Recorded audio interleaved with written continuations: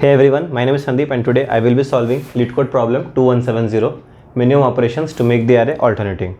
So in this you are given a zero indexed array nums consisting of n positive integers, and this array nums is called alternating if these two conditions are satisfied. So let's see what are these two conditions.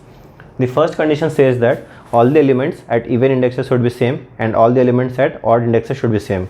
For example, in this array the values are 5, 2, 5, 2, 5 and these are the indexes 0 to 4. So all the elements at even indexes should be same. That means the element at index 0, index 2 and index 4 should be same. In this case the values were 5, so it is same. Also all the elements at odd indexes should be same. So the odd indexes are 1 and 3 and the value is 2, so it is same. So the first condition is satisfied for this particular array. Okay. The next condition says that all the adjacent elements should be different. For example, in this array the adjacent elements are 5 and 2, which is different. Here it is 2 and 5 different. It is also different. It is also different. So all the adjacent elements should also be different. So if these two conditions are satisfied, then the array is alternating. So for example, in this array is particularly alternating. So in one operation we can choose an index I and change nums of I to any positive integer. So let's say in this example we have 3, 1, 3, 2, 4, 3. So what are the even indexes? So these are the even indexes, right? So are these same? No, because we have a 4 here. So let's say for now we change all the even indexes to 3. So it is as it is copied here, this is as it is copied here, but we change this 4 to a positive integer, which is in our case 3. So it takes us one operation to do this. Okay. Also the elements at odd indexes are 1, 2 and 3. So they are different. So let's say we change them to 1 for now. So I copy this 1 as it is. This 2 is changed to 1. And this 3 is also changed to 1. So we perform 3 operations in total.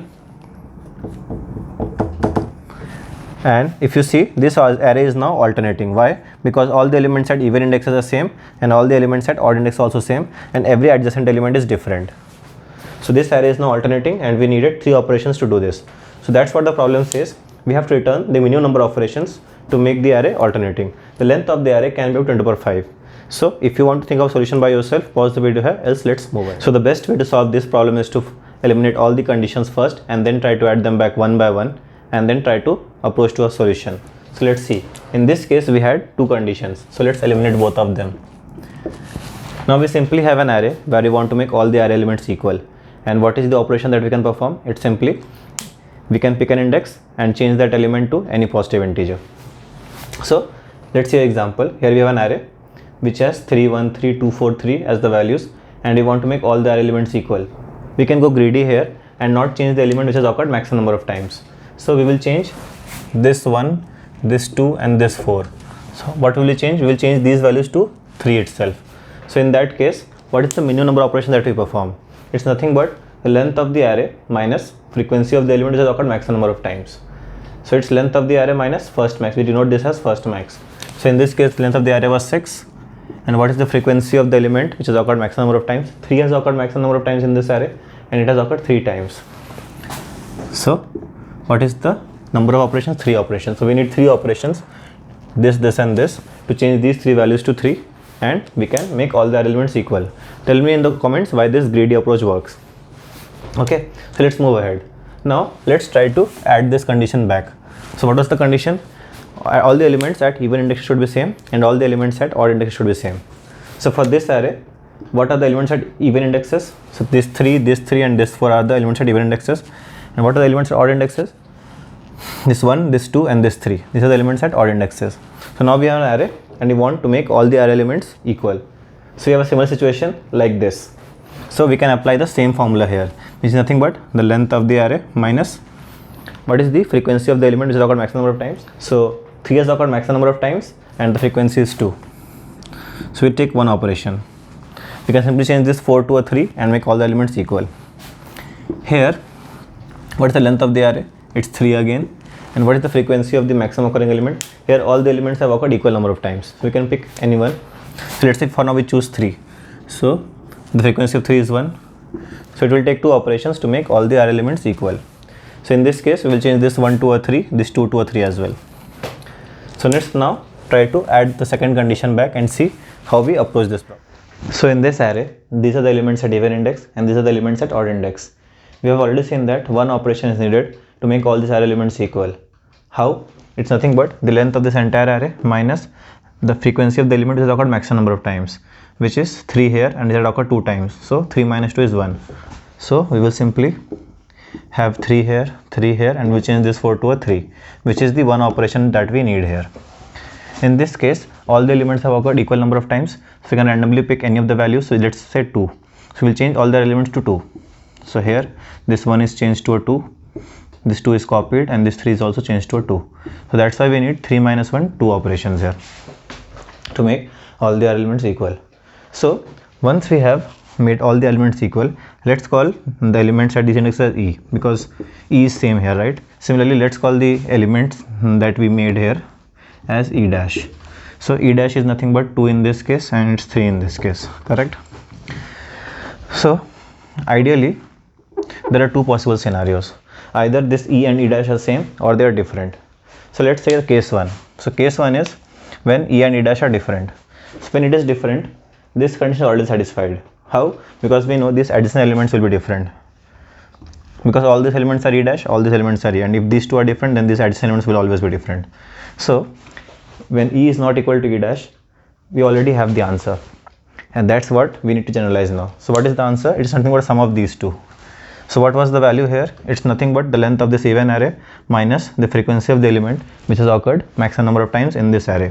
So let's call that length of this even array minus frequency of the even array, which has the element which has occurred maximum number of times in this even array. Similarly for this, we have length of this odd array minus frequency of the element which has occurred the maximum number of times.